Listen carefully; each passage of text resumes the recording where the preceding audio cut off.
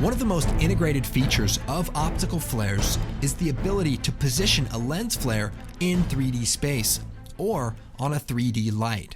So if we take a look at this example, you can see the lens flare is pretty large, and then when it goes off into 3D space, it gets a little bit smaller. So it automatically calculates the position, and you can really do some amazing things. So let's take a look at some of the different features of the 3D lens flare and see how they integrate into some real-world examples. First, let's take a look at how easy it is to set up a lens flare in 3D space. So here I have a basic scene in After Effects where I have my 3D layers, and I also have a 3D light in my scene. So pretty straightforward. Now I have a solid here, and I'm going to apply optical flares. So I'm going to choose Effect, Video Copilot, Optical Flares. So right away it starts out as a 2D lens flare, and that means I can move it around in X, Y space. But if I want to make it 3D, all I have to do is change the positioning mode from 2D to track lights. And this way, if I move the light around, the lens flare will follow it.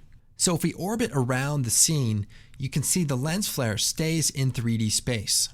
But what's cool is we can simply duplicate the light and move it, and now we have another light that exists in 3D space, and another lens flare is automatically generated.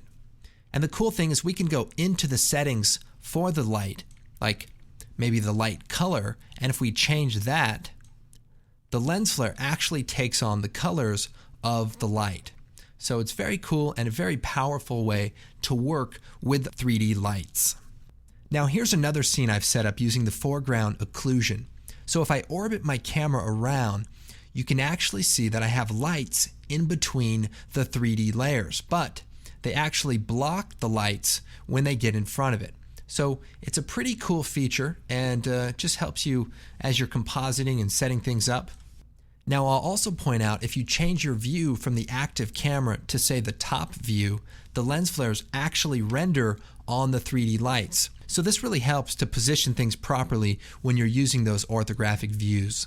Now if we take a look at this missile strike scene, I want to kind of show you some more of the advanced features. So I've simplified the scene a little bit with the particle system so that it renders a lot faster for this demonstration, but should work just the same. So I'm going to take one of my lights and I'm going to change the color of the light. So I'll hit AA and we'll change the color from blue to maybe green, and we'll hit OK. Now the particle system is also set up to link to the light color so that everything is kind of working together. So if we select our optical flares layer, you can see the positioning mode is set to track lights.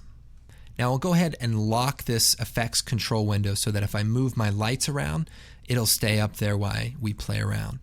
And you can see that it's set to use light intensity. So if we were to play around with the intensity of the light, the lens flare will actually get bigger and brighter. Here's another example where we're using optical flares to generate a concert scene and volumetric lighting. So if we just kind of scrub through this, you can see we have some 3D lights that are off in the distance, and it just looks like this really exciting scene. Now if we take a look at my After Effects scene, you can see I have a bunch of 3D lights positioned in 3D space. And if I take the Orbit camera tool and fly around, you can see that the lights are just randomly positioned in 3D space to kind of create a stage-like concert scene. Now what's cool is there's two types of lens flares. There's lens flares that look like spotlights, and then there's just large lens flares. And the way that's set up is by changing the name of the lights. We have A light and we have B lights. And so if we scroll down here, we have two copies of optical flares. We have optical flares A and optical flares B, and they're both on. But if I just shut off the B and only show the A flares, you can see that these are the ones that look a little bit like spotlights. Now let me go and hide the lights, Control-Shift-H. So optical flares is again set up to track lights, and it's also set to use a name that starts with A. So all of the lights that start with A will use this lens flare. Now if we look at the optical flares B, we can turn it on and shut the other one off. You can see that it's set to track lights and use the name that starts with B.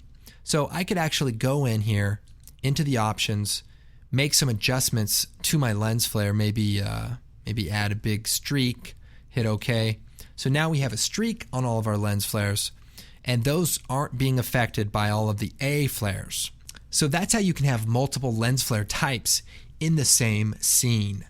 And finally, what about using optical flares with your 3D rendered scene files? So, as many of you may know, you can actually export your scene data into After Effects. So in this case, I've rendered out my scene. So this is just an image sequence. And then using various exporters, Cinema 4D actually has a built-in way to export the scene files and lights right into After Effects. 3D Max also has a few solutions. So here we have the lights from my original 3D scene right inside of After Effects.